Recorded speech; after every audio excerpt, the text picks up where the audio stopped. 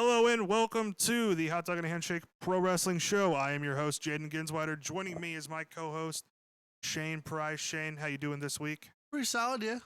You're solid. And we are also joined by our third guest, Jolka. First appearance on the podcast. How you doing this week? I'm doing great. Thanks for having me on, guys. All right. We are here from Sound Peak Audio Design and Development in Topeka, Kansas. And of course, like always, we are starting with the collar and elbow question. This week, if you had the pencil, who is winning the Owen Hart Cup? So we're not trying to predict who will win. Our preferred version. Shane, who you giving it to? The men's, I think it's Brody King is needed to single one for a little bit. I think this is his time. And then for the women's, she just turned at Double or Nothing. Stokely's back as a heel manager. It just makes too much sense to me. I'm gonna give it to Chris Statlander. That's just money. All right, Joker, who do you got? Well, for the men's, I'd like to see Darby Allin win it. I think that would give him a really good push. He's already doing great in AEW, but I think that would be the push that he needs just to get that much over. Mm-hmm. And for the females, I'd love to see Thunder Rosa win it.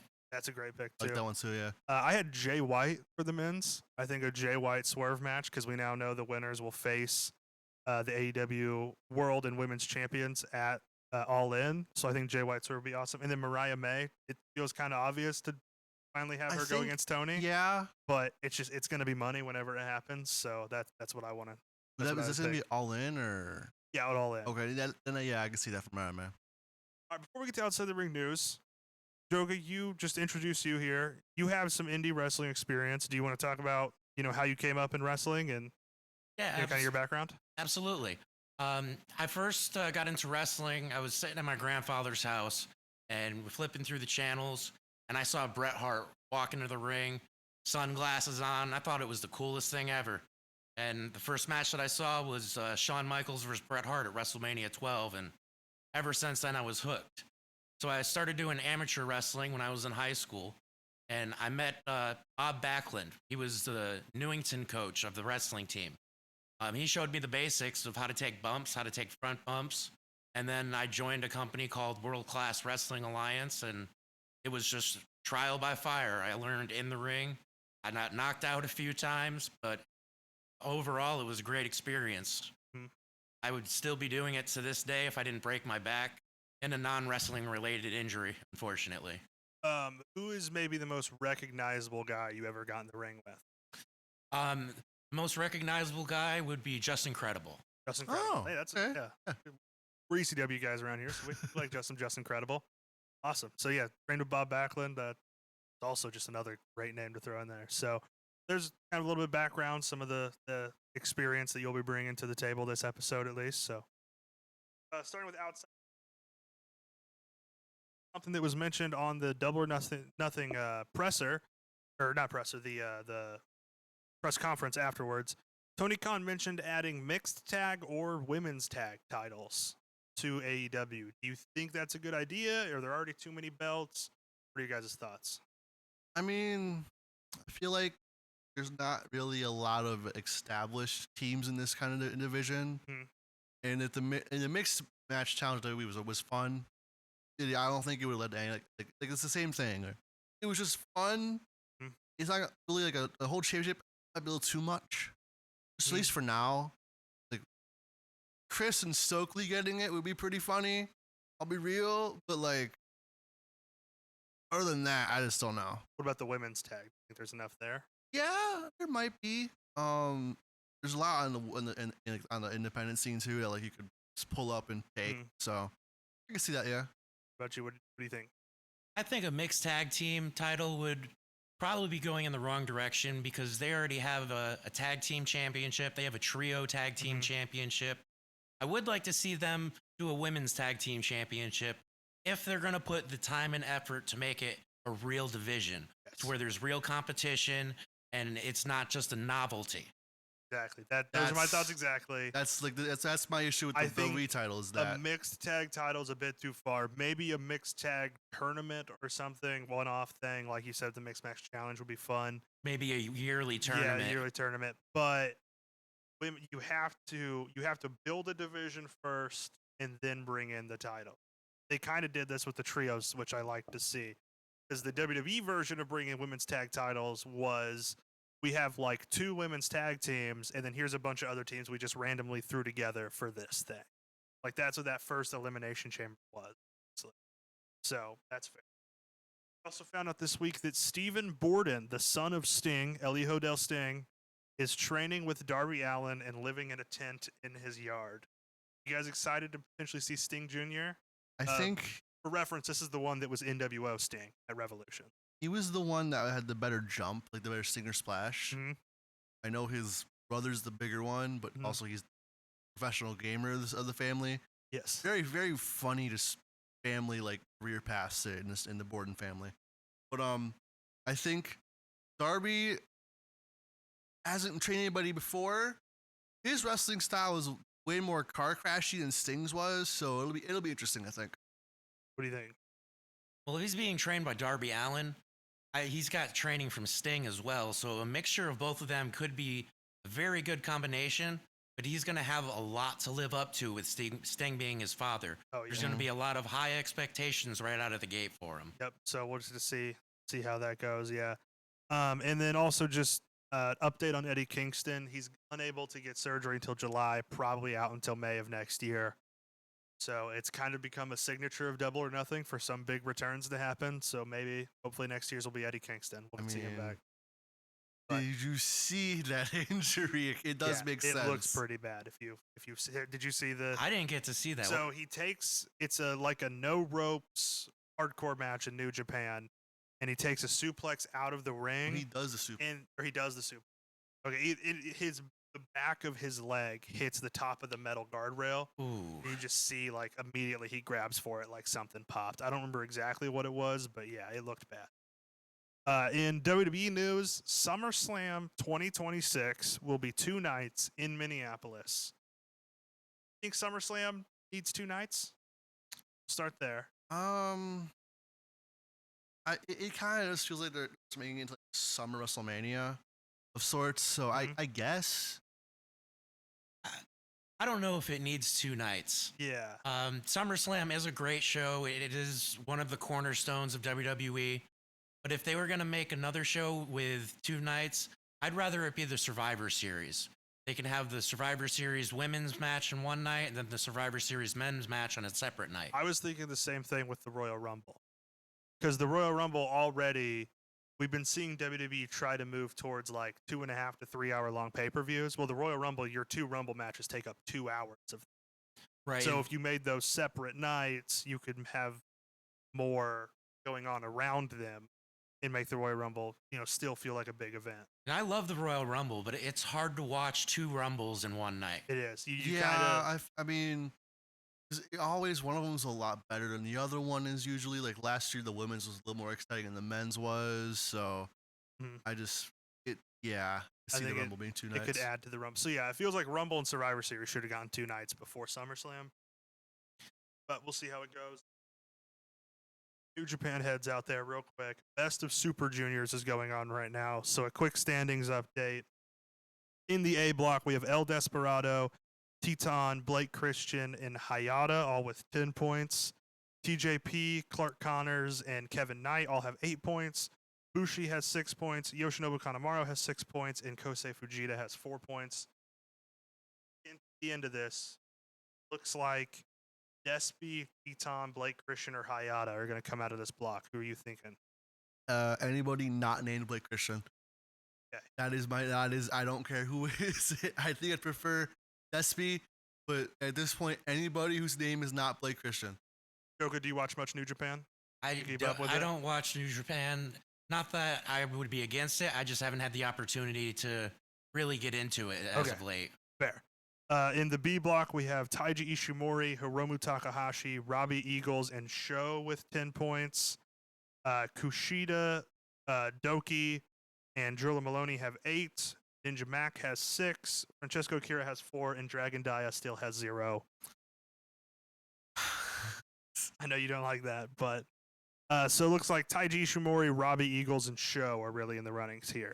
I think I'd like to see Robbie Eagles versus Despy as the final. Mm-hmm. I think that'd be good. I think I would like to see Despy out of the A block, and I think I would want to see Taiji Ishimori Despy.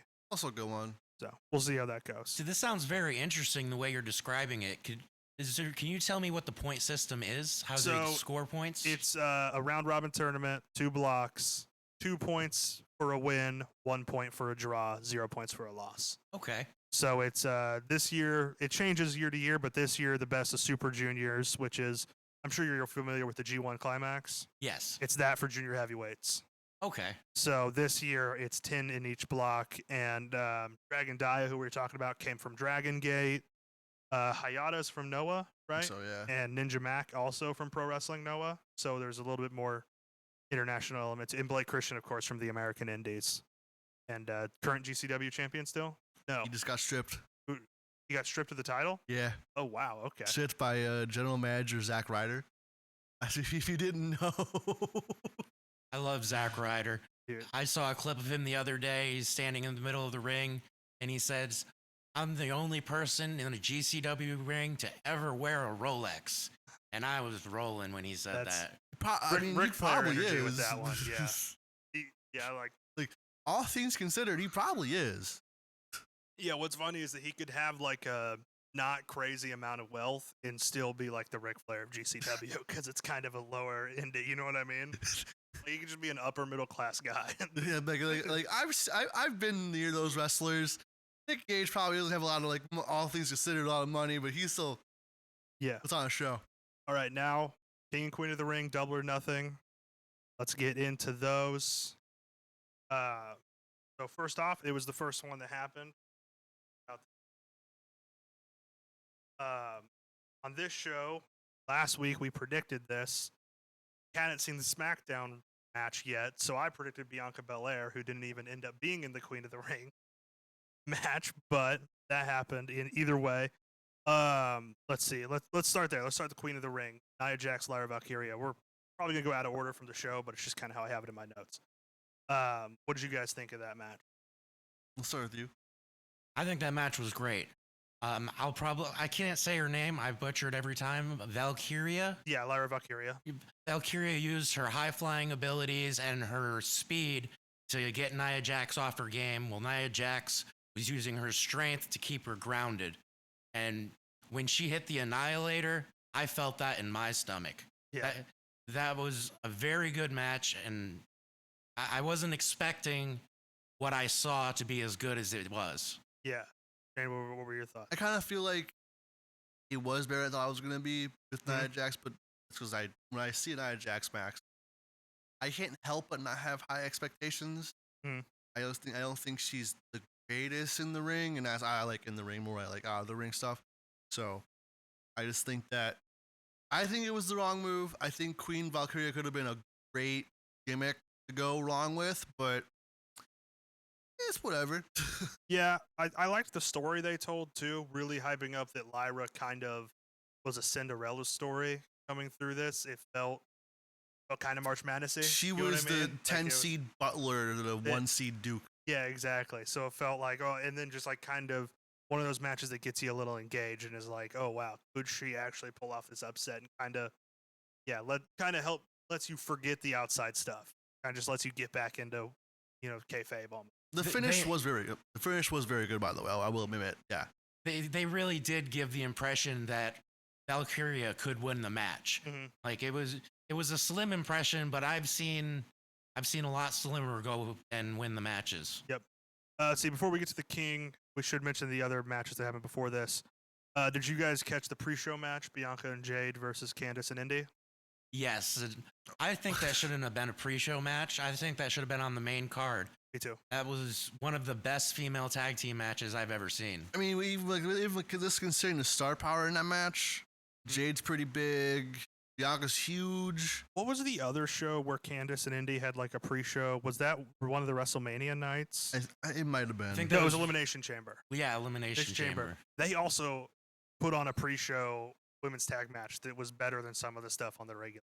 Like Candice and Indy just keep being given this opportunity and just knocked it out of the park every time.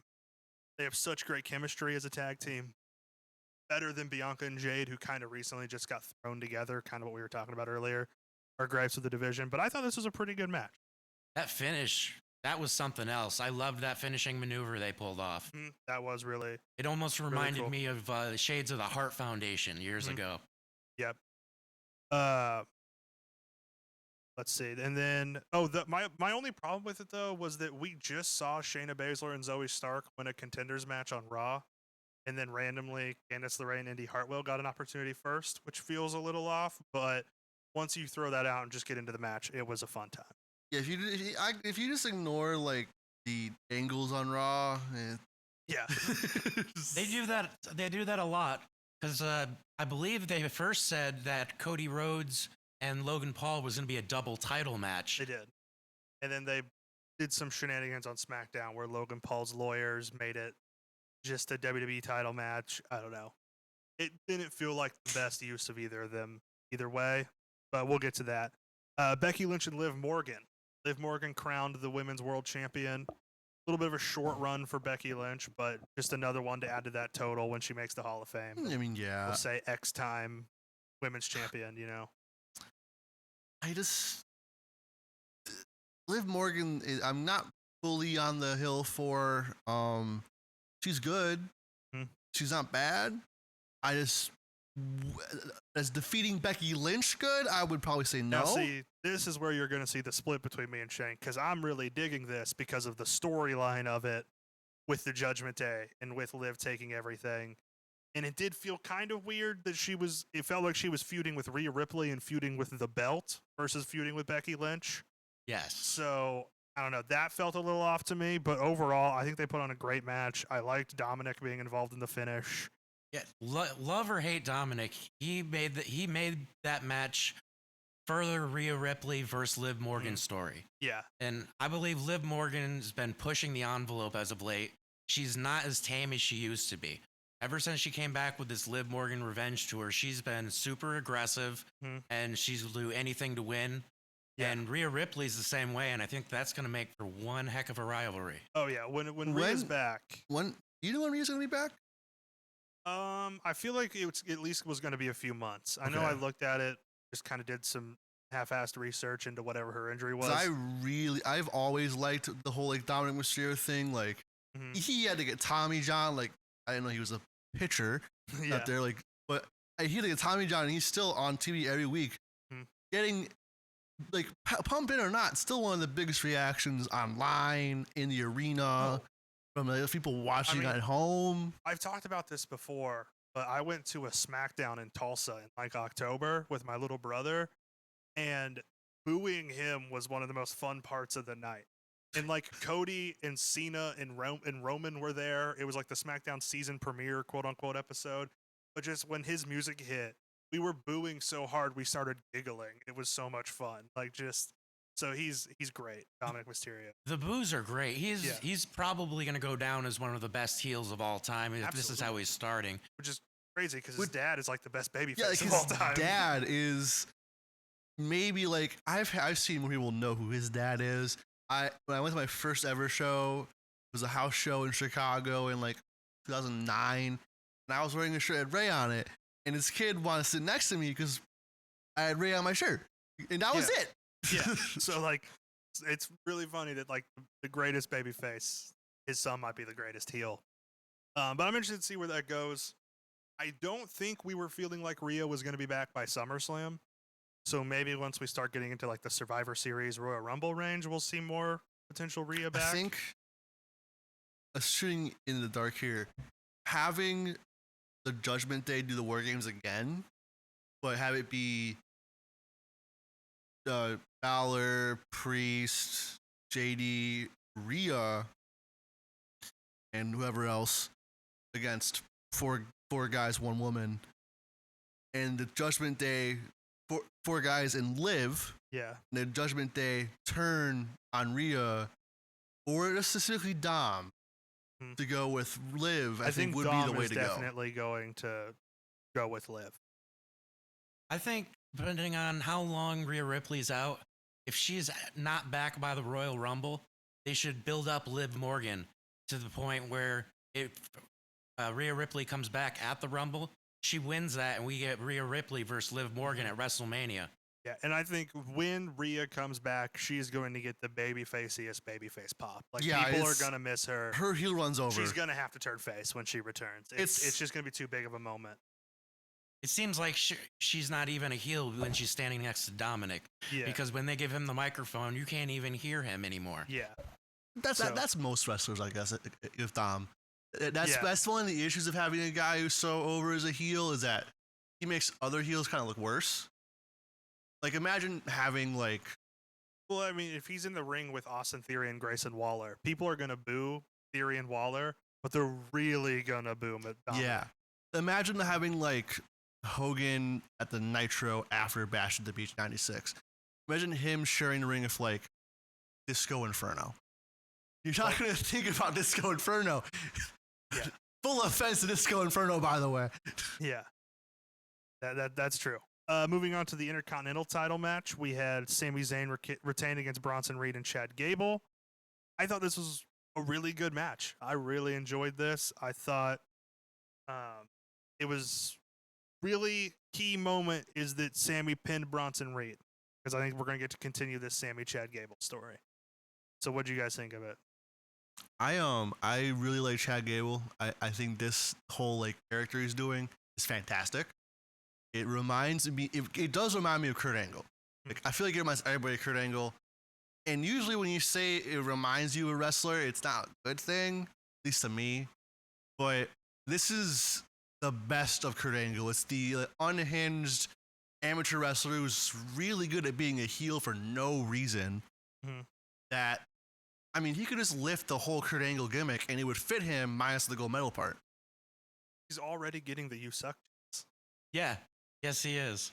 What do you think of the match and of Chad Gable's current work? I think those three put on a clinic. When Bronson Reed went for the moonsault and missed, and then Chad Gable immediately hits the moonsault, they did everything perfect. They had, I'm sorry, they didn't do everything perfect. I believe there was one asterisk in the match where Bronson Reed put both of them on their shoulders, and he flipped them, and Sami Zayn landed on Chad Gable's knee, and you could see he was visibly in pain from it. Mm-hmm. But besides that, I think it was the match of the night because Sami Zayn, he really embraced being in Saudi Arabia.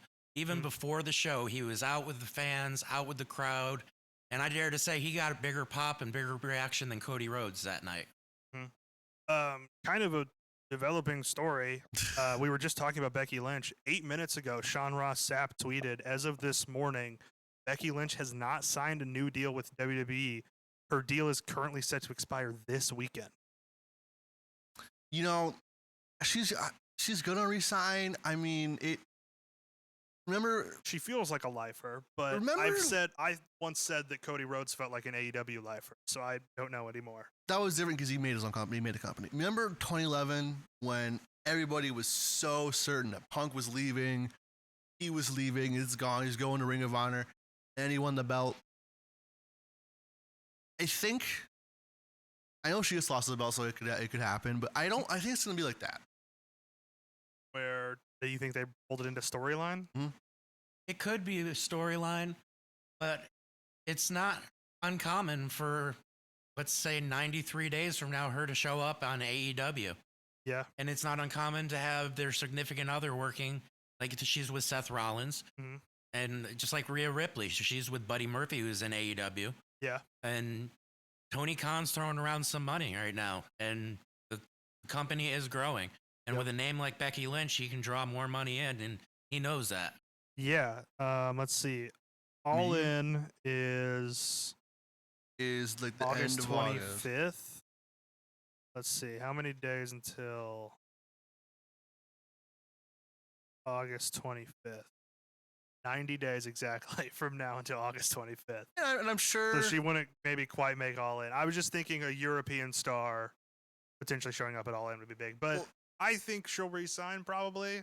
Remember that the non-competes are kind of in the air. That's true. So we can it could either and if her contract's expiring, from what I've heard from like the wrestlers have talked about it, there's no more non-compete. It's your contract is going to end in 90 days. It's not your contract is ending now. Okay. 90 days you can't That's work. Because it's a not. Hey, in 3 months you're gonna no longer be with us. We're not gonna use you. You get to stay home.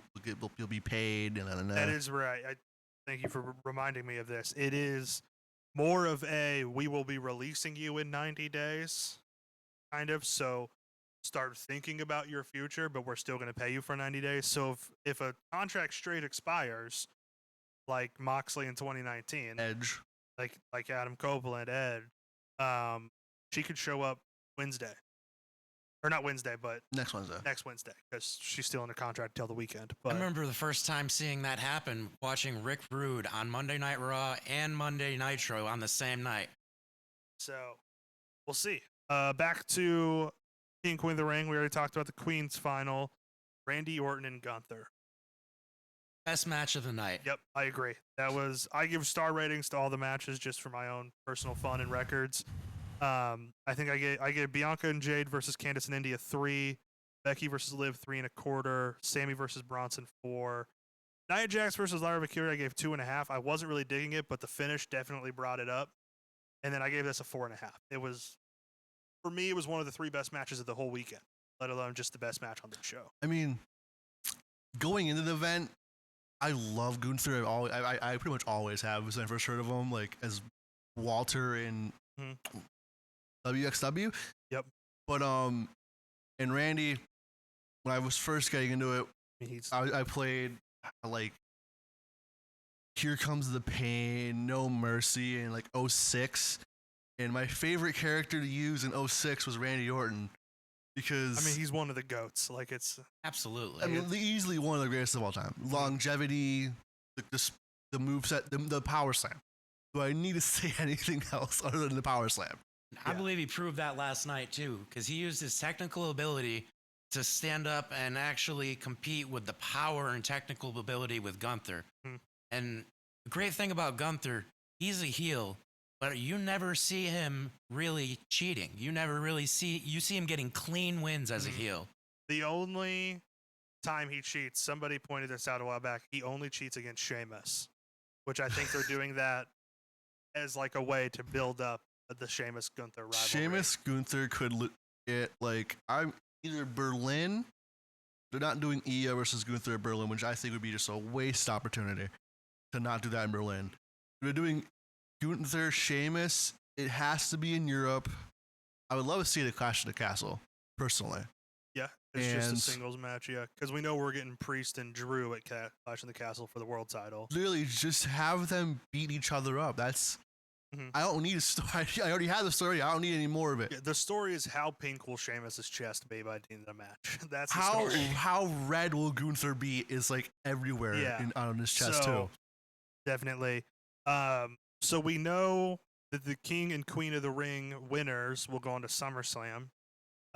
As of right now, that is Gunther versus Damian Priest, and that is Nia versus Bayley. Do you think, well, especially with Damian Priest, do you think something changes there by the time we get to SummerSlam? I don't think there's going to be a change in the World Championship before SummerSlam because it's Drew McIntyre. Not saying Drew McIntyre is not a great athlete, but I have a feeling CM Punk is going to have a little something to do with the outcome of that match at Clash of the Castle. I fully agree. My boy CM Punk's going to get involved. How mad would it drive Drew McIntyre to have the first 2 Clash of the Castles? Wasn't that the debut of Solo Sikoa? And then CM Punk screws him, just losing on these opportunities. That is a good point. So it does. But it's still such a possibility that it's going to make that match interesting. To give Drew McIntyre some credit, though, when he was injured, he was great on the microphone. I loved his T-shirts he was making. I loved his angle of "I prayed for this."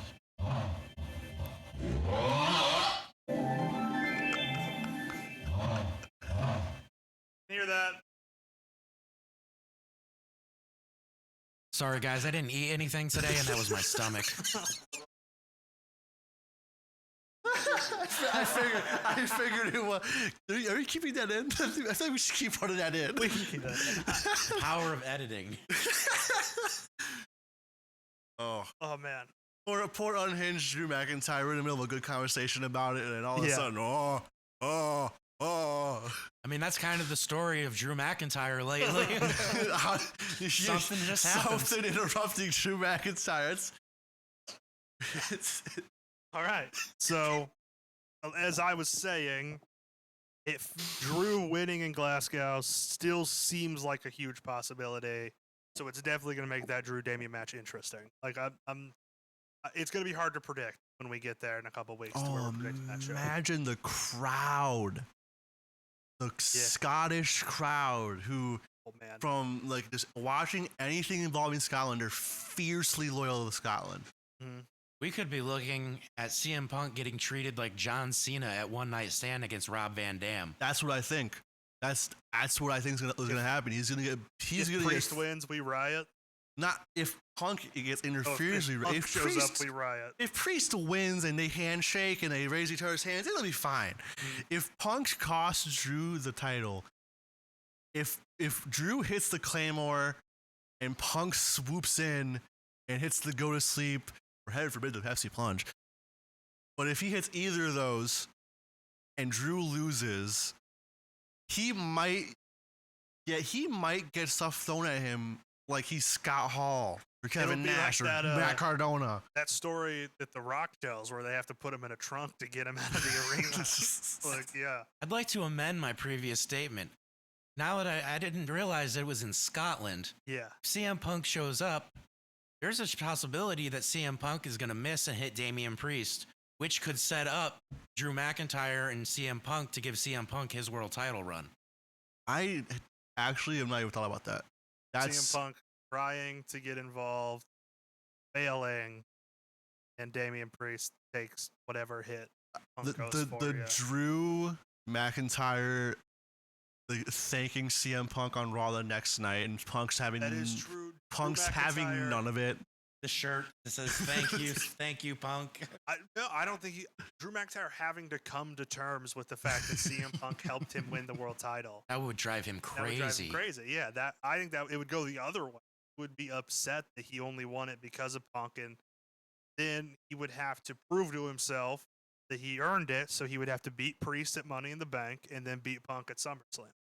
And that's the path you take there, right? And Punk would never let him forget that he was the reason he's the world champion. Never. For decades. He will continue. So, no. And then, of course, speaking of world titles, we saw Cody Rhodes defend against Logan Paul. I don't think there was ever any question in this one. Cody was going to win, but it was a fun time to get there. Absolutely. I usually am not a fan of celebrities coming in and starting to be wrestlers, but Logan Paul has taken this very seriously, and even he's been using moves that we haven't seen in decades. He used the octopus, one that I believe it was I have his name in here somewhere. Antonio Inoki? Antonio Inoki started using that. I can't believe that Logan Paul's a true Inokiist. Yeah. I agree. Where before, I think Bad Bunny was kind of a turning point where we saw like these celebrities really started trying. But to be fair, Bad Bunny liked wrestling, so that's kind of different. See, well, what we're seeing celebrities that respect the business. Yeah. Bad Bunny, Pat McAfee, Logan Paul. Logan Paul, they really care about the business and want to give it their all. He did boxing. Like, he understands combat sports. He understands how to put on a show, how to promote a show. He's an entertainer. He gets it. Yeah. This isn't like having like Lawrence Taylor or any other celebrity from the 90s and 2000s could be other. This isn't the guest host of Raw. Yeah. I like how he uses his celebrity status to get more heat on him. I hate him so much, which is why I hate that he's a good wrestler too. Like, I hate that I have to admit that he's a good wrestler because I want him to fail. I'm on the same page with you, and I hate that my refrigerator is filled with Prime because it is good. I haven't started Prime. I've been able to keep myself away from that. I've tried it once or there. I think I like KSI. I liked them for a while, but I think Prime is too good to be Logan Paul's drink. Like, that is like Logan Paul is too good at being Logan Paul and doing these things to beat Mhm. for Logan Paul. Yeah. I Yeah. don't know. Any task you give him, he does it perfectly. Yeah. And I hate him for it. Yes. I know, it's like he was a good comedian. He was a good vlogger until that one bit. He's good at wrestling. He's better as an entertainer than his brother is. And his brother's about to fight Mike Tyson. Well, his brother might fight Mike Tyson, depending on how Tyson is. I think his brother's going to get knocked out by Mike Tyson. I was talking about this recently with some of my coworkers. If Mike Tyson doesn't win, it kind of ruins the whole event. Because everyone's going to walk away from it just kind of feeling sad. Because we just all watched like an old man get beat up. You know what I mean? Yeah, Andrew Tate said it best. He said he wouldn't want to fight with Mike Tyson now because in his prime, Mike Tyson would have tore him apart. Yeah. That is Because literally. we all know that in his prime, Mike Tyson wins. And now it's a lose-lose for Jake Paul because either he gets knocked out by an old man or he just beat up an old man on national television or on Netflix or whatever. You know what I mean? It's just Yeah, it's.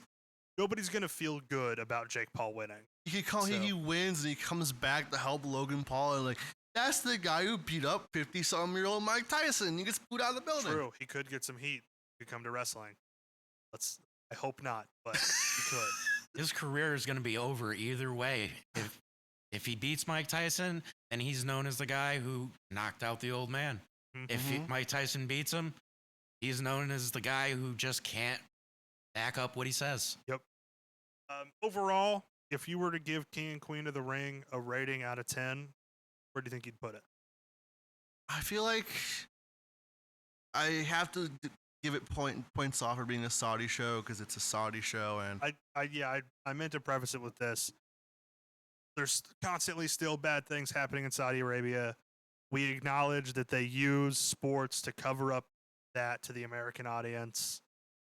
If anyone is interested, look it up. They still continue to make poor decisions, but it's wrestling, and we feel like we have to cover it because it's WWE. If this was a New Japan show in Saudi Arabia, we would stay completely away from it. But because it's WWE, we kind of have to cover it. So yes. Yeah, but out of 10, what would you give the show? I'd say like a 7. It was all right. I was gonna say like a 6.5, probably. I would probably go with an 8. With an 8, yeah. And the 8 is because of Gunther and Randy Orton. I get that. I get that. That match was really good. Along with the Cody cutter on the table. That was very interesting. The Vertebreaker. Oh yeah. I can't believe they let him do that. Yeah, I can't either. When you were a top star in WWE, the rules of what moves you can and can't do are kind of thrown out there. Like when CM Punk and John Cena fought on some random Raw, and they pull out the old school pile driver because they wanted to do that. That one I really loved because they were fighting for the shot at the title. Cena put his Rumble win on the line, and that was them trying to pull out all stops to get a shot at the title. That one was awesome. So yeah. And at that point, you haven't seen a pile driver in years. Yeah. I love pile driver. That's like my favorite wrestling move to see, and I think that might have been the start of it. Like just believe it or not, that's one of the easiest moves to take. It's very safe to take if you do it right. You're basically just doing a somersault. It looks to me, it's always looked like that because like it's all up to the other guy to just cushion you there and not let your head fall a little bit. But I guess it hurt Vince's big guy, so Vince isn't gonna have anybody else do it. So, but yeah, seeing stuff like that, we saw Sammy at WrestleMania pull out the brainbuster on the turnbuckle, which he used to do on the Indies, which his friend El Generico used to do on the Indies. But I think in the Triple H era of WWE, I think he's going to be a little bit more lenient.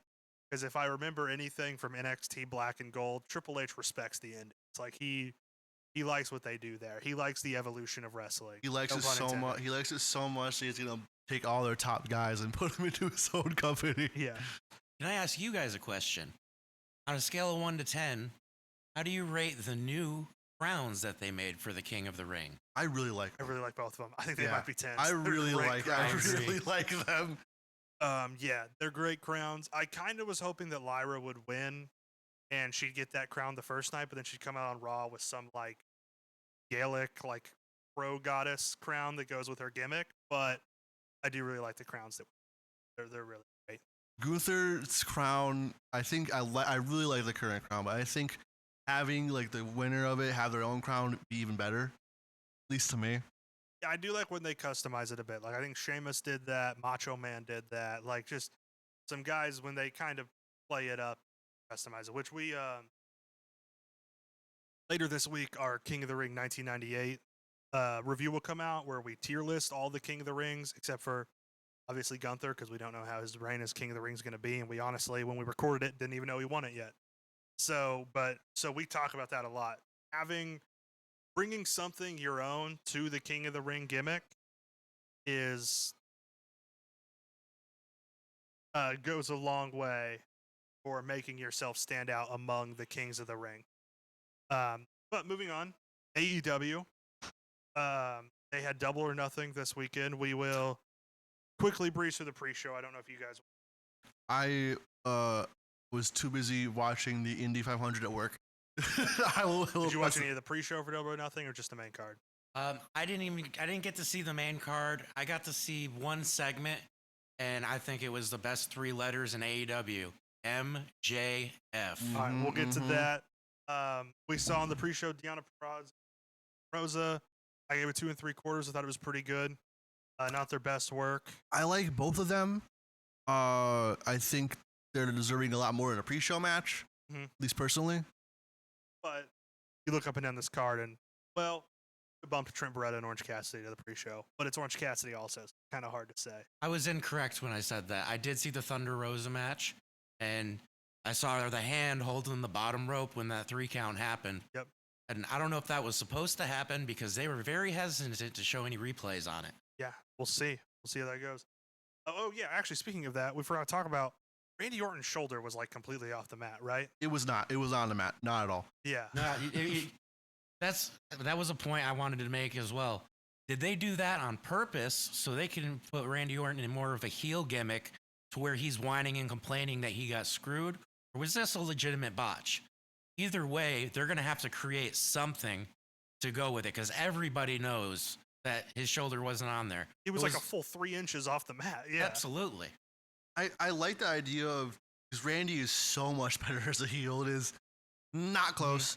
He is more entertaining as a heel, and I think him getting one last big heel run before calling it quits and being like a legend face, I think that would be fun to give him a title shot. Yeah, and in my heart, how much I love Randy and Gunther, I don't want to think it's a botch. I hope it was planned because I just know those guys are great, and I know that they could have pulled that off to look like a botch, and it actually have been planned. They seem too good for it to be a botch. Yeah. Right.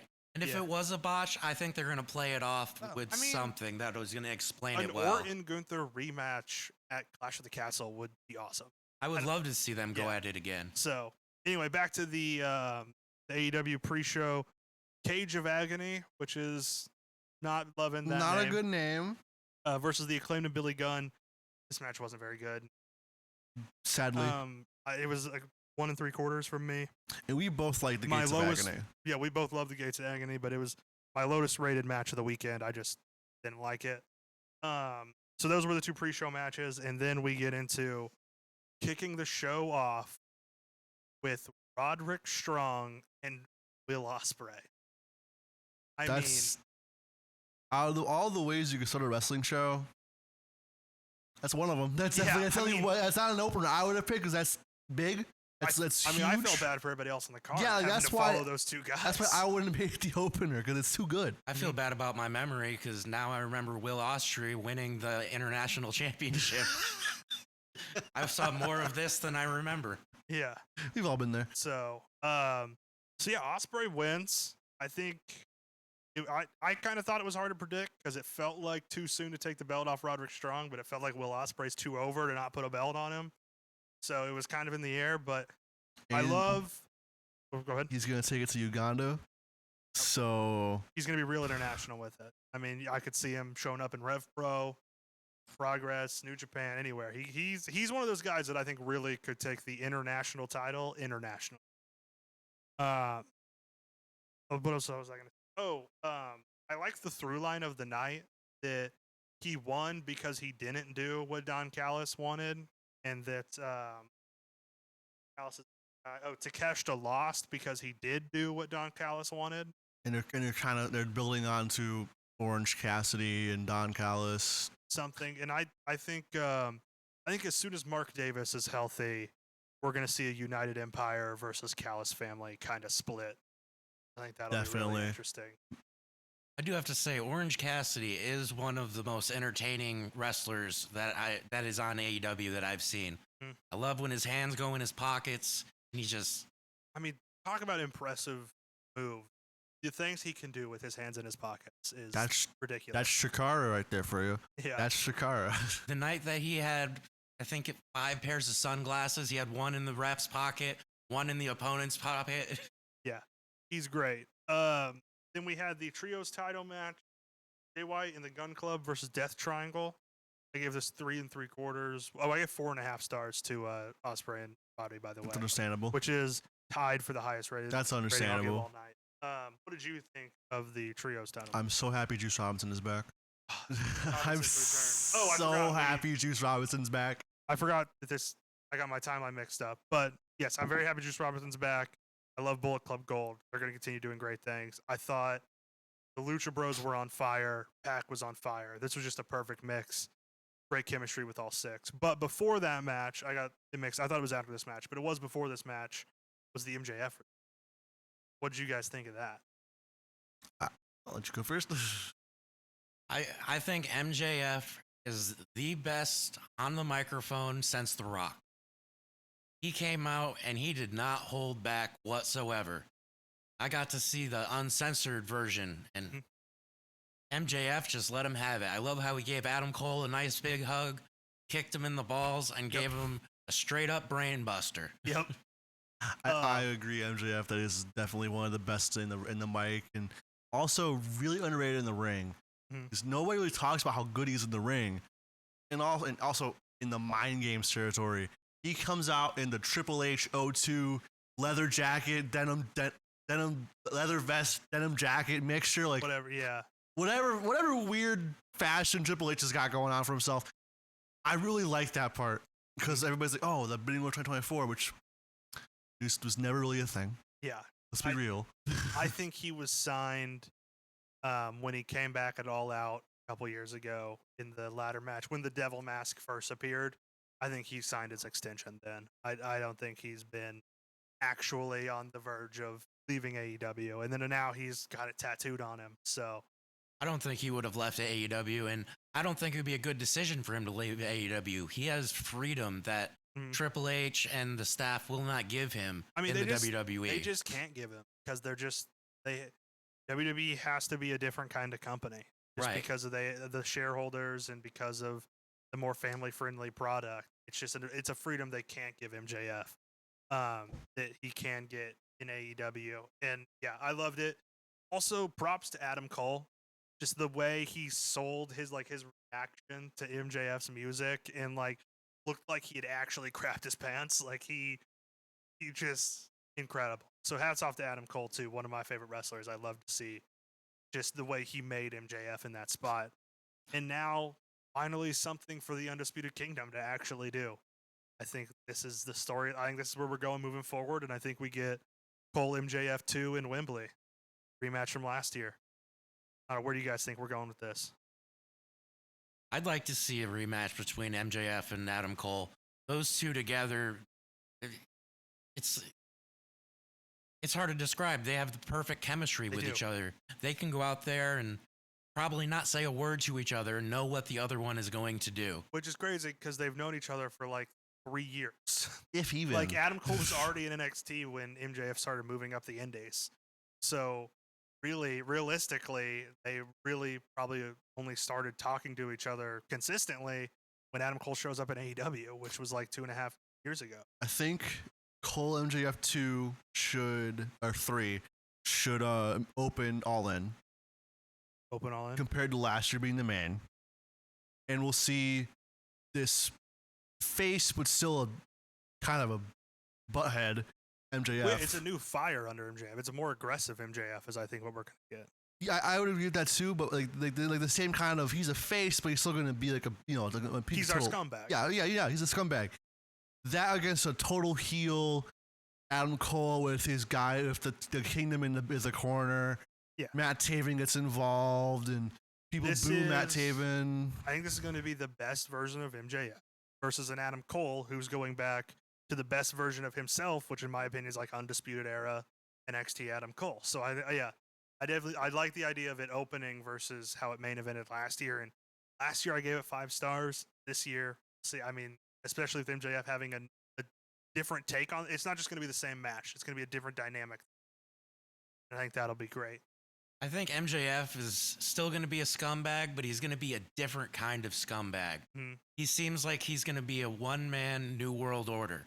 Yep. Ooh. When it first started, when they were throwing people into production trucks and the cops were called because they thought there was really fights going on backstage, I think that's what we're going to see a lot of from MJF. I don't think we'll see the scarf again.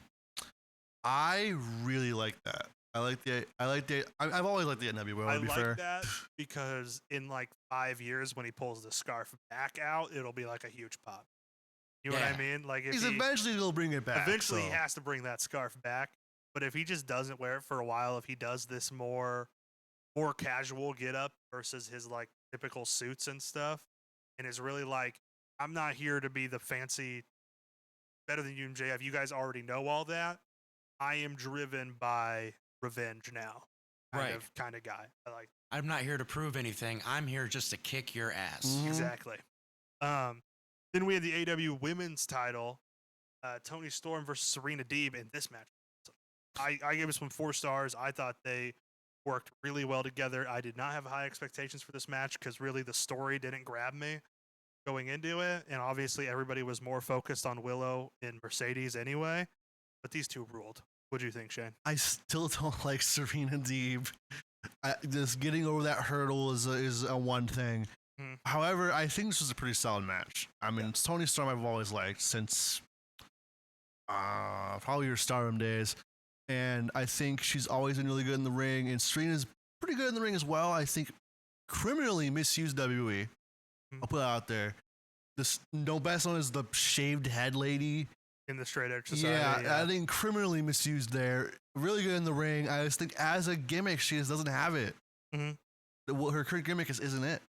Yeah, I just don't like her as a babyface. I liked her when she was the I'm going to break every bone in your body heel. Like I'm going to use my technical wrestling ability to bend and break everything. So, and I think going into that match, everybody knew Mercedes Moné was going to win that championship. There was no doubt in anybody's mind who was going to walk out the winner. Yeah, and I think in this one, Toni was. I don't think anybody thought Serena was going to beat Toni Storm. So, moving on, we got Trent Beretta and Orange Cassidy. I didn't think this was really that great. I love "Where's My Mind" by the Pixies coming back. I think that works better as a wrestling theme song than Jane does, even though they're both great songs. But I don't know. Was this just a little disappointing for you, the Trent Beretta Orange Cassidy? I had very low expectations coming into this match. I still don't like coming into it. If we don't look at the Willow match, coming into this, I just don't get heel Trent Beretta. I'm sorry. However, this match was alright. Yeah, that was 3 stars. It's not Orange Cassidy putting on another spectacle like he usually does, which is why I thought it was kind of disappointing. But my expectations were low. I didn't really have a lot of hopes for it in the first place. So I said, this is alright. Then we get FTW title match. Chris Jericho versus Hook versus Katsuyori Shibata. This match, did you ever think in your lifetime you would see Katsuyori Shibata throwing dice at Chris Jericho in a match? I never thought I'd see Shibata take on Chris Jericho in a match. And whenever we get to talking about the ending, I will not be giving my opinions in because I have many. What do you got? Go for it. What was your problem with this match? Who won? Jericho. That's my problem with it. Thank you. Well, my problem is how he won because Shibata's the whole top of his body was in a trash can. So how did Aubrey know that his shoulders were down? You know what I mean? It's different if you're being pinned on top of like a table you just went. We can see from, we can see you. Your shoulders are flat. Yeah. But he was inside the trash can. You couldn't His tell. shoulders were flat on the trash can. The trash can was the ground, I guess. The trash can wasn't flat on the ground. It's a rounded trash can. Yeah, but How could it be? I don't know. It just seems like maybe that'll be used. You're putting too much into this. That's actually a big thing in the indies. I've put people in trash cans before, and you can do a splash onto them, but no referee, no good referee is going to count while they're in the trash can. Exactly. That's what I thought. Interesting. So, I don't think about it. Yeah, in GCW, you'll see people like be put on light tubes. You pin them on the light tubes, I put them through it. They're not going to pin it because he's like, yes. Yeah. Yeah, you can't. It's just like you can't pin the guy while they're sitting on a fully like intact table. But once you put them through the table, and there's just even if there's like a piece of wood between them and the mat, the referee will count that, and I won't have a problem. But it's the fact that you couldn't see Shibata's shoulders at all. He could have been sitting up a little bit in the trash can. We couldn't tell. So I don't know. I saw Shibata almost die in the ring. So anytime he loses to anybody like Chris Jericho, yeah. Yeah. I get the sense you don't like Chris Jericho very much. I do like Chris Jericho. Like, he's one of my favorites of all time. The current Chris Jericho is just so odd. Like the learning, like, please change your ring gear back to the bands, first of all. Second of all, I like who's in the learning tree. Jericho, Brian Keith, spoiler alert, and Big Bill. That's a great team. I do want to talk about that.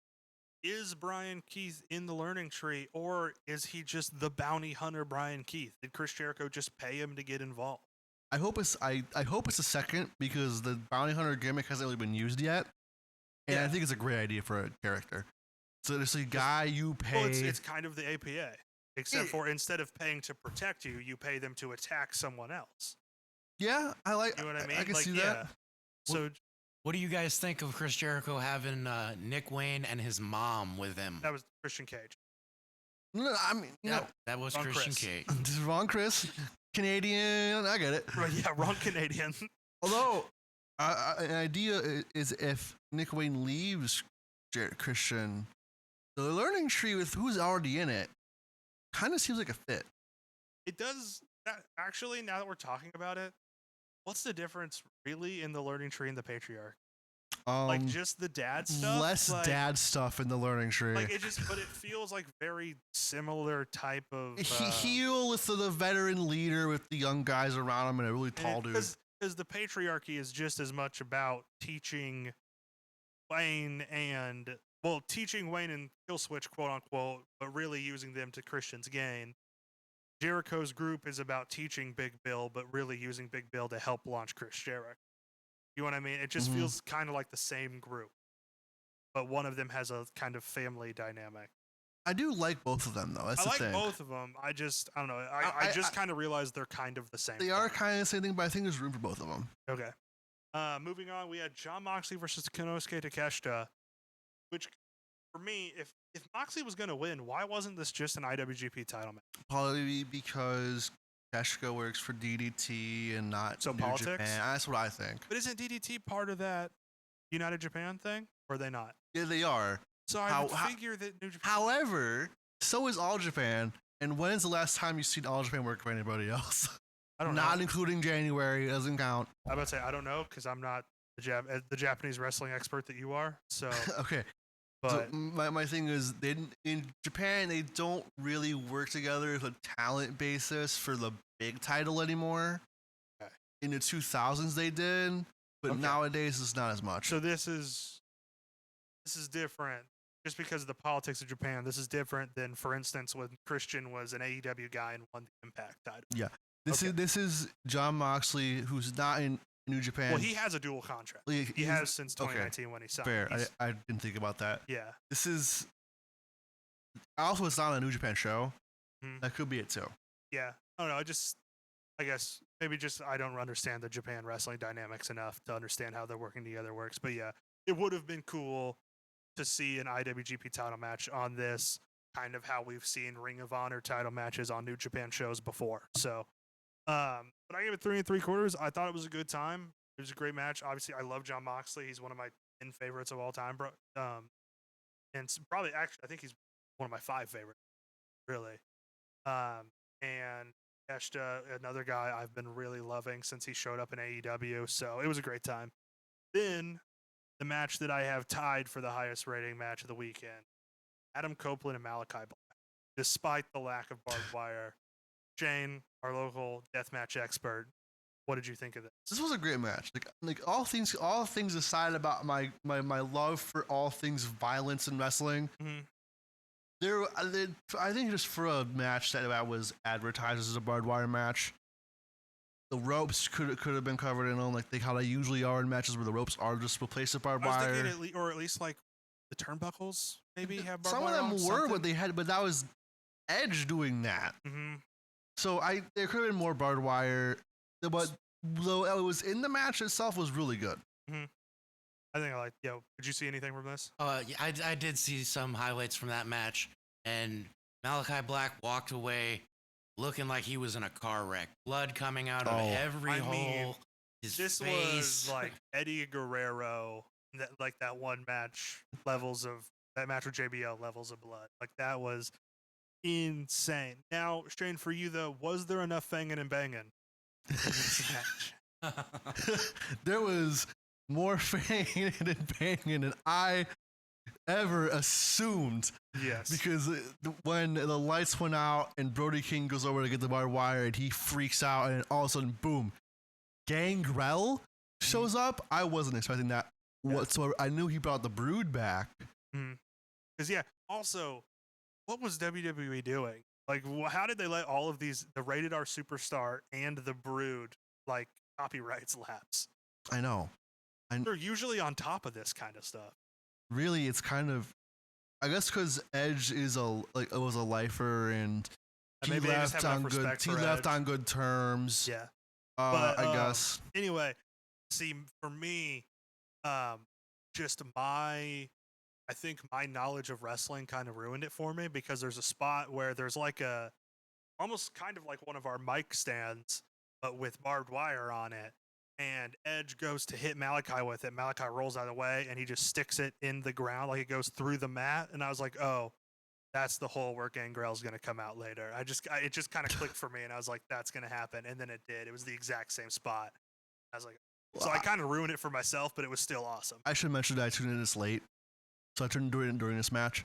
And my favorite bit was when the house comes down and they're gonna turn on Malachi, whoa, and they just speed up Edge. Brody King just destroys Edge. Yeah, I liked that too. So I give this 4.5. This, Ospreay and Roddy and Orton and Gunther were all tied for my favorite match of the week. Like they were just the weekend. They were all great. Do you think Edge injured himself during that match? Because when he jumped off the top of the elbow cage, spot, yeah, he landed on his feet. I saw that and my knees hurt. Like I was like that. Remember Halloween Havoc 97?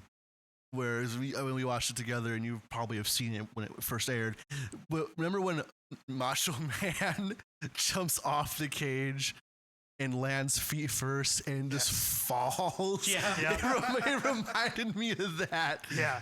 Like when I saw it, I was like, oh, he's going to do a splash. Because I know Edge, I'm like, I mean, again, one of my favorite wrestlers of all time.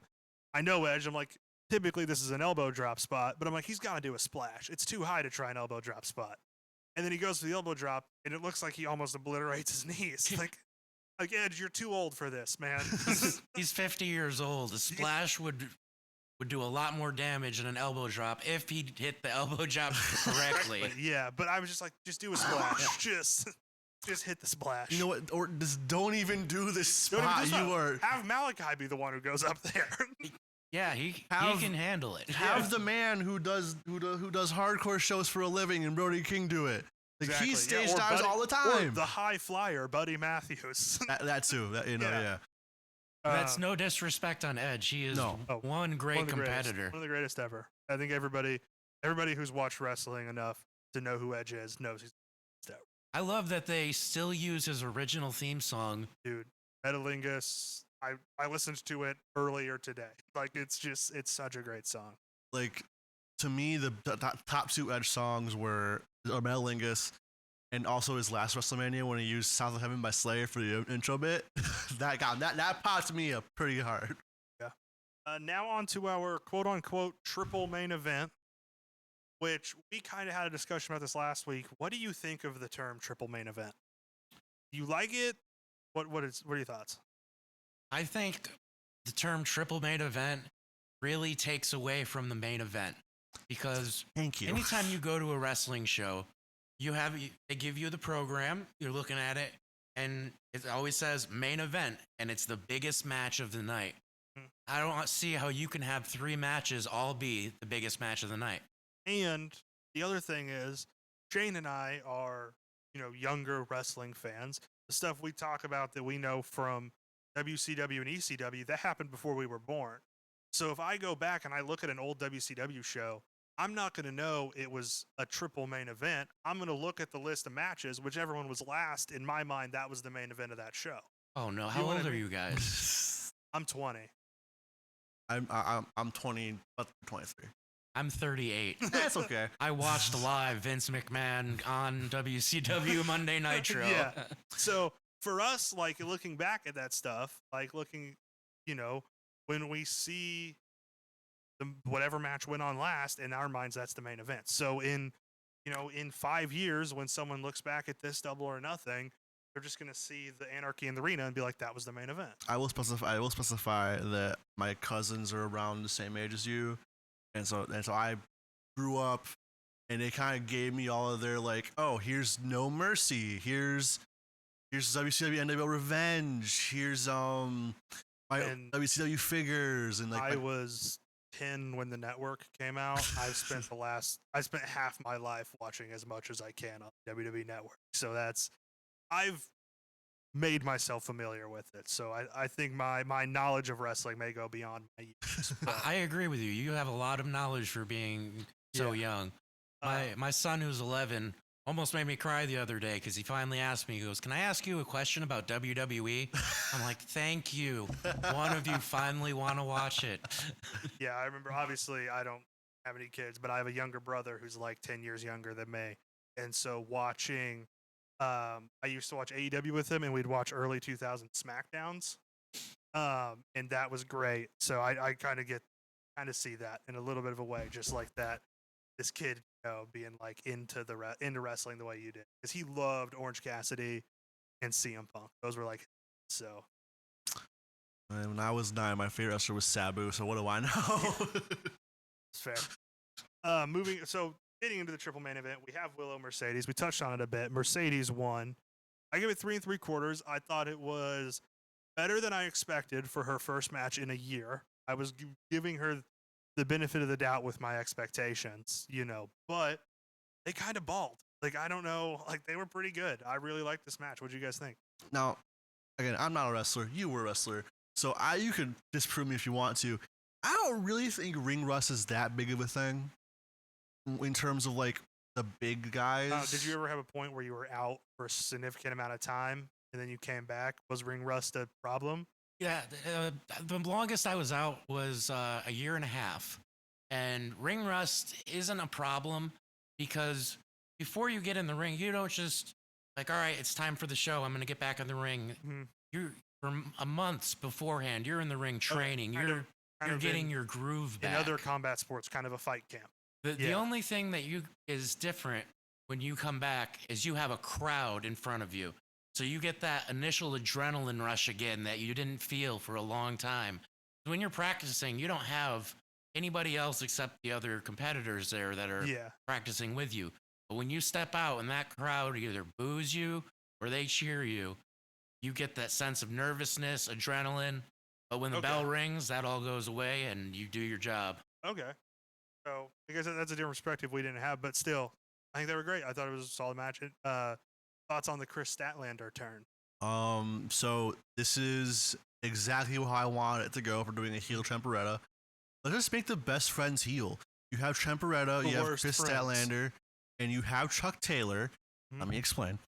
For those who aren't aware, in Chikara, Chuck Taylor lost a match to Stokely Hathaway, where Stokely became Chuck Taylor. He was Chuck Taylor trademark, and he had the rights to his name, his phone number, and his women. So And his social security number, right? Yeah, Like, and his social number, yeah. So Stokely's a very funny guy when you let him be him. Yeah. And what it would be better than bringing back Chuck Taylor to trademark. When this happened, I texted Shane, heel Stokely, we are so back. Because we are a very pro Stokely Hathaway podcast. And heel Stokely is when he's doing his best work. He is hilarious. He might be the funniest guy in wrestling. I'd have to look him up. I haven't yet to get to see him. I haven't seen a lot of.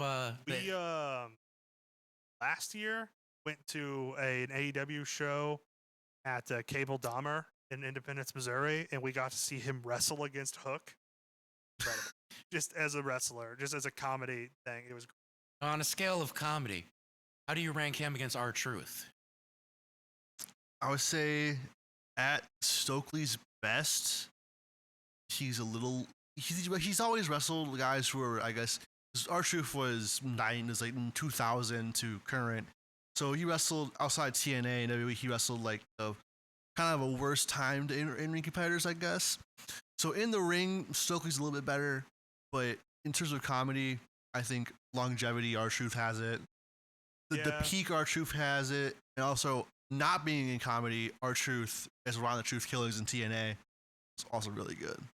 Yeah, R-Truth definitely has a better wrestling career. I think in comedy, it's kind of different because I think Stokely is better at like one-liners and like throwing out a joke or like kind of memeing on the internet.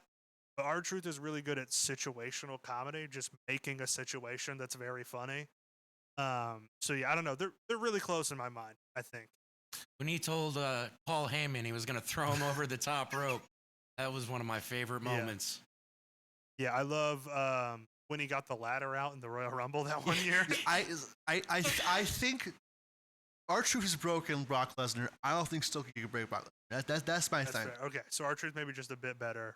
But R-Truth probably couldn't make the Oscars backstage brawl with Orange Cassidy as Stokely did do. Mm-hmm. So I think it's that thing. Like they're both really good, but they have different styles.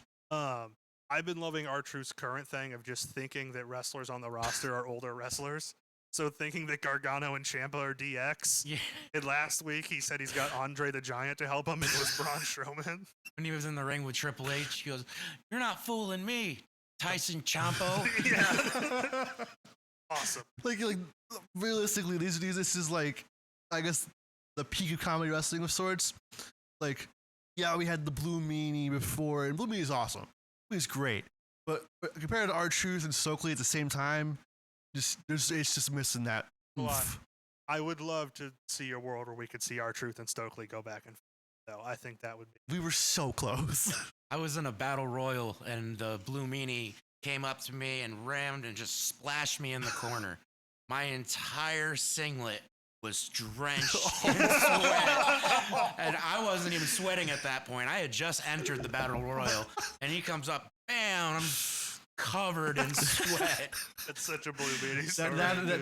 Honestly, that is an extremely Blue Meanie story, and I kind of envisioned that he would be a pretty sweaty dude. Mm-hmm. Not that much. Oh, he's super sweaty. One of the nicest guys you'll meet in the locker room. But if you get in there and he puts you in a headlock, you smell it. Oh, brother. Heaney, if you're listening, sorry. I love you, brother. If you're listening, could you please DM us, please? Yeah, shout the podcast out a bit, grow our audience. Next, we had Swerve Strickland and Christian Cage. 4.25 stars from me. I thought it was a great match. What'd you guys think?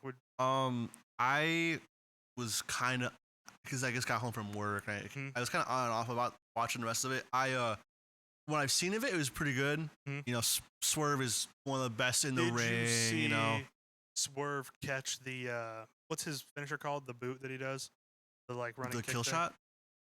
Maybe the kill shot. So something like that. Did you see him catch Christian in the air with it? That was insane. That was the spot of the night. Insane time. I mean, there's something pretty crazy coming up. Okay, but that was the wrestling spot of the night. Not the hardcore. Not the what the hell spot of the night. Yeah.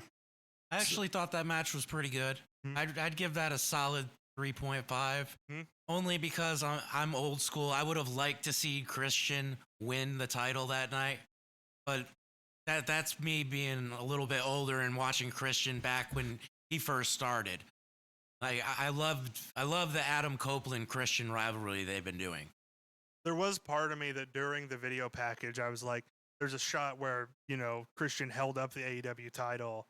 And when they show that shot in the video package, part of me was like, I know Swerve's going to win. He looks great with that title. Christian looks like he could hold the title. I don't know. Maybe we'll see it eventually. I feel like I'm the same way if Swerve, where I saw him come out from like being in CZW and winning like 2 belts on the Indies for the first time to now being this. So I feel like I'm the same way with that if you are Christian. So I get it. I was all on Team Swerve. I will probably be on Team Swerve for a little while. Mm-hmm. So. And then our main event, our real main event. The main event of the triple main event. The main event of the main events. We had Ashika Okada, Jack Perry, and the Young Bucks, the Elite, versus Team AEW, which was Bryan Danielson, Darby Allin, and FTR.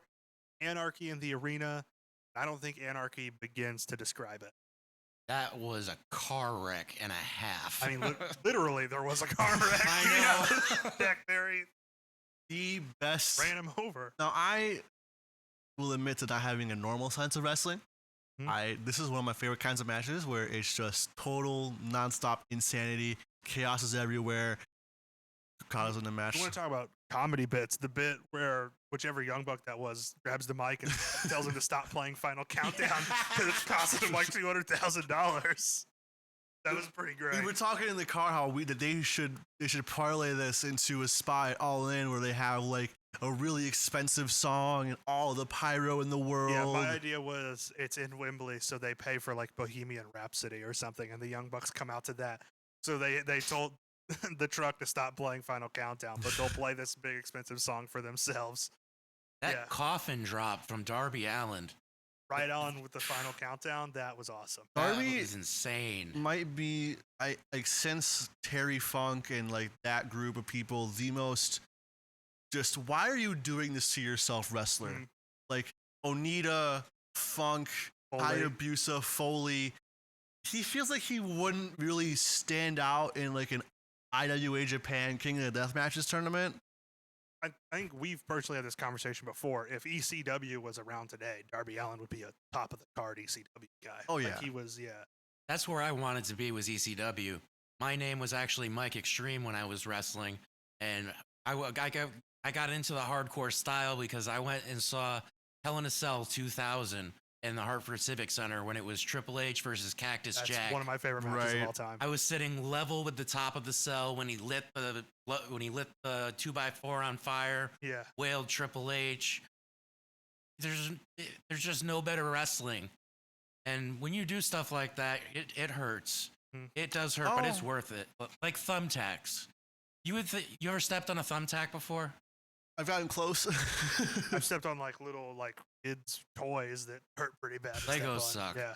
Oh, they were awful. One thumbtack really hurts, but if you land on a whole pile of them, your nerves, you don't really feel it as much as you think you would. That's interesting. Yeah, that's an interesting perspective. Yeah. Until you're in the locker room and someone's picking thousands of thumbtacks out of you. That's different. Like, I think it's the same with the weird like pucks with all the spikes on it they use in like CGW death matches where it feels like if you land on that because it's spread out enough, it's gonna not feel as bad. The fact that they have to like rip it out of you, that's gotta hurt. Yeah, they're going a lot more extreme than they did back in the day. Yeah. So yeah, we talked about some of the big spots, and then of course, Darby Allin, he teased the flamethrower on Dynamite. He actually used it on Jack. I didn't think it would happen. Real fire, Cry Me River. Yeah, real fire. That was insane. I've never seen anything. The fact that Jack Perry agreed to take a flamethrower spot. Full respect to that. I don't know if I would do that. Well, somebody brought this up on Twitter. I saw it this morning. He for some video he put on social media lit himself on fire. I'd forgotten about it because it was like months ago. but it was something for like the scapegoat character. He made some video and he lights himself on fire in that video in like the super safe way. He has all the gel, he has all the Yep. people there. Like, so Jack Perry knows how to do it safely. They had the Young Bucks put out the fire immediately. They had doctors check on them. It was the safest way to do it, and it was just insane. The safest way to do the most dangerous thing you could think of. Yeah, exactly. And then, I think even then, the part where he kind of lifted the Jimmy Jacobs debut the stable with Seth Rollins, where they hung the guy upside down. Kind of referencing that, I loved that. Yeah, Darby Allin hanging from his broken ankle. As a big Ring of Honor guy, so back in the 2000, like early 2000s, 2010s, I really like that era. Seeing like a throwback to that, was like, oh, they're still there. All I was thinking when I saw that was, there's a Darby Allin pinata. Yeah. And just, it was so funny to see just like the wrestling happening around it, and Darby's just like swinging in the background. Like Danielson's doing the yes kicks, and Darby Allin is just there. If Really funny. Darby Allin started doing like yes, Yes, upside down, that'd be fantastic. So yeah, I gave this 4.25. Also, I thought it was a great show, and overall, nothing rates among the best shows we've ever rated on this show for me. I think But it was it like a always 9 usually out of 10. does. That's the thing at AEW. We really rate them a lot higher than WWE, I guess they kind of because they cater to they what we cater like. to us. Yeah, what I've seen, I really liked. I didn't see a lot of What it. was, out of what you've seen, what would you give it? What would you rate the show? Probably 8.5. Half out of 10. Did you see enough to think you could give it a rating? Or Before, I didn't think I saw any of it. Now I'm like, I saw a good 80% of it. Yeah, I'd say that was a good 7. it's 7. Yeah, Okay. But I think back to the triple main event, that main event we just talked about, we can't compare that with the women's title match. yeah, it's hard to compare stuff like that. So, but yeah, I think it was a great show overall. Moving on now to Jayden's miscellaneous notes. I just write down things I think of that aren't maybe considered topics, but I think are worth mentioning. First, the Mark Kerr movie starring The Rock is already in contention for a Best Hair and Makeup Oscar. Did you see that still from that movie? No. So he's playing UFC. He was a UFC guy, right? Yeah. Mark Kerr, and it's The Rock. They released a picture of it. It doesn't look like The Rock. If they didn't tell me that was The Rock, I wouldn't have. He looks more like Ken Shamrock. Really? Yeah. So that was one thing. Before the King and Queen of the Ring pay-per-view, I wrote down that the winners getting title shots made it a lot harder to predict. Because going in, because then for me, I was like, well, it's definitely going to be one on Raw, one on SmackDown. And then I was like, well, I was like really behind Lyra Valkyria. So I was like, does that mean Randy wins? So just, it made it harder to predict. Toa Leona wrestles like a grizzly bear. Yeah. Interesting. Prince Nana and Stokely Hathaway are the best managers in wrestling. This Nana has been for a while, Yeah. though. FTR in pants made me uncomfortable. I didn't like seeing FTR in pants. It felt wrong, especially because Daxus looked like Tomohiro Ishii, looked like the belt thing. And then I wrote here, Darby dressing as a character from Furiosa is good brand synergy with that weird mask he had on. Honestly, We forgot to mention that he had a mask made of thumbtacks. Which ended up being the most tame thing he did all night. Yeah. While we're on random topics, the King of the Ring this year was the 23rd King of the Ring. Mhm. And the first one was in 1985. Do you guys know who won the first King of the Ring? Harley Race. It was either Harley Race or Don Morocco. Don Morocco. Don Morocco? Okay. I thought maybe it was Harley Race, but yeah. Harley Race was a pretty early one, right? Yeah. So, yep. And then, is Brett still the only 2-time winner? I think so. I think Brett's the only one who won it twice. Yeah, Brett is the only one who won in the King of the Ring twice. Moving on, we have our favorite things of the week. I hand out the gold, silver, and bronze hot dog. Shane hands out the gold, silver, and bronze handshake. We'll have to come up with a gimmick for you at some point if you come back, but today we'll just see what your 1, 2, and 3 are. We'll start with Shane. What is the bronze handshake? I think the bronze handshake was gonna go to Gunther Orton. Okay. That's also the bronze hot dog. All What things what was- considered, you know, Yeah, I mean, the pay-per-view weeks are always hard to do because there's always so much good stuff. What would you put number 3 this week? Now, are these just matches or spots? Matches, Anything. spots, promos. It can be anything that happened in wrestling this week. Number 1, I would have Or to. number 3. Oh, number We're going 3. 3 to 1. Yeah. Number 3, I'd have to say. I hate saying it too. Logan Paul doing the frog splash to Cody Rhodes through the Arabic announce table. Yeah. Yeah, that was that. I will admit that the drone going around shot. that was really good. What is the silver handshake this week, Shane? Anarchy in the Arena. Okay. If this was a normal pay-per-view week where a really big match in event in Japan wasn't happening the same week, I'd say this would be number 1. This would be the gold, but bad timing. Okay. For me, the silver hot dog was Roddy and Ospreay. Incredible what they did. What are you giving your second award? I'd say it goes to Gunther for taking the RKO, and then when Randy tried to roll in for a cover, he smartly rolled out of the ring so we couldn't even get a 1 count. Yep. Is Gunther gonna be on this every single week? I feel Pretty much. like he Gunther's might. just be. He's have a weakness on rising the top really 3. fast. Can we just give a and Gunther wins this award because he did something cool again? Yeah. All right. What is the golden handshake? I gave it to the whole event because it was like I don't know how I'm gonna explain this one to you two. The Hana Kimura 4th Memorial Show was really good. If you like hard hitting and also kind of comedic wrestling, I think you'd like it. It was like some of the. Is there like a certain company that sponsors that show? This one was like kind of Marigold sponsored, which is Yeah. Rossi Ogawa, so Stardom, where a lot of like the Japanese women in AEW come from nowadays. So it's kind of like that this year. It was the main event was supposed to be Julia versus Venny, which would have been such a good match. That I think I could have talked about it for the entire length of the podcast. Julia gets hurt. You said karma. Nah. Yeah. Still a pretty solid match. The replacement was her rival, so it's pretty good. Funori Abe fought in a battle royal with like some of the weirdest names I've ever seen. I'll have to find it if I can name it. I'll show y'all some later. But get to your favorite thing of the week. I give it to Adam Copeland and Malachi Black for the steel cage, the barbed wire cage match. So I think that's number 1 for me. What was your favorite thing of the week this week, Jolka? Even with all the carnage that went down this week, still my number 1 has to be the return of MJF and the promo that he cut after he brain busted Adam Cole. Yeah, that's fair. Absolutely.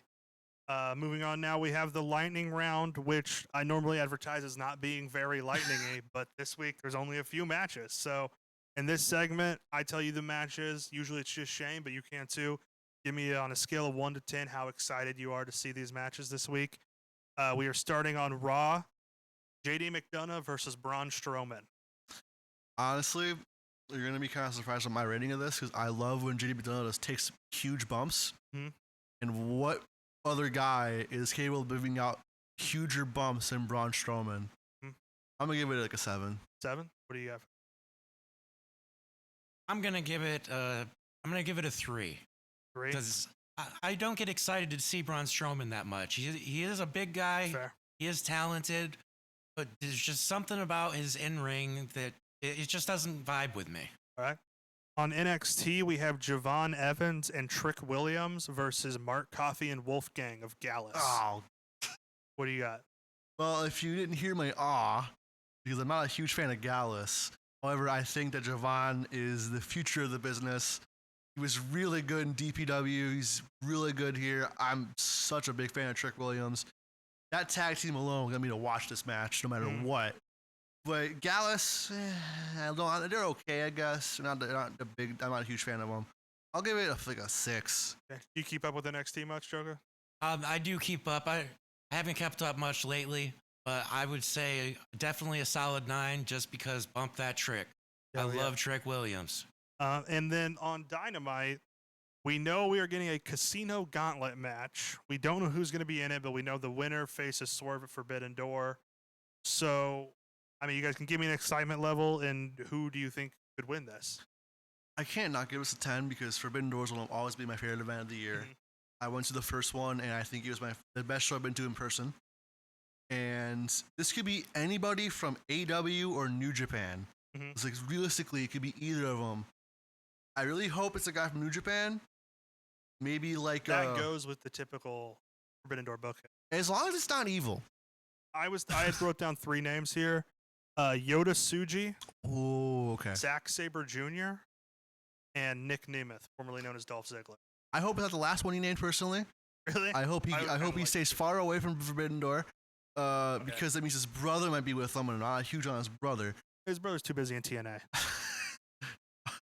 I'll give it a 10 like previous said. I hope Yoda wins. Right? You have any thoughts on this match? I'm gonna also give that a 10 because one of my favorite matches to watch is a gauntlet match because you never know what's gonna happen. Hmm. You can have a top tier wrestler come out as number 2, and then he has to wrestle 3 more times, and he's done. Yep.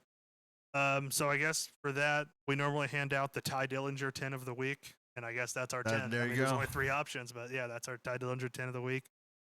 Match recommendation of the week. I'm gonna let Shane take this one because the theme this week we were going with was barbed wire. So Shane, what are the 2 matches that you wanted? So you said barbed wire, and the first match that came to mind was Born to Be Wired, Sabu versus Terry Funk. That was literally like, oh, barbed wire, here you go. That's one. I did find it online this morning, so it is out there Okay. to watch. It's like a 25-minute match. That when I think of barbed wire, I think Sabu and Terry Funk. Firstly, Sabu was the guy who really got me into like hardcore wrestling. Mhm. Terry Funk is just one of the greatest to ever do it, no matter what, like brawling, hardcore, being 50 and 60 years old and taking a bump onto barbed wire on your stomach and just laying there for like 5 minutes. Yeah. We watched the FMW show, and I'll actually get back on that later. Actually now, because my second match, I picked 2, was the final match of Combat Toyota. And this is a match I tell people to watch if they don't like death matches, to get them into death matches. I have friends who don't really watch death matches. I showed them this match, and they really liked it because of the story they tell in it. Mhm. So 2 people in the match. It's Combat Toyota and Combat Toyota and Megumi Kudo. Mhm. They tell such a good story that you don't have to know it to kind of go along with it. Mhm. They were longtime teammates and rivals. It's Toyota's last match. It's not really bloody and violent like other death matches are. It's subdued in a way. Mhm. So when it happens, it's more of an impact, Okay, and that is on the FMW 7th anniversary show, which is if you guys are on looking for that. YouTube, I think. Which I think we found on YouTube at one point. So Yep. It's somewhere out there. that is it for this week. Later this week, our classic reviews will start coming out. We are starting with King of the Ring 1998, which of course is the huge spot with The Undertaker and Mankind. But there's some other great stuff on that card as we found, so definitely go check that out later this week. Thanks again to Sound Peak Audio and Design and Development here in Topeka, Kansas, for hosting us in the studio. Thanks to Shane. Thanks to Jolka for coming on. And don't forget to enjoy wrestling.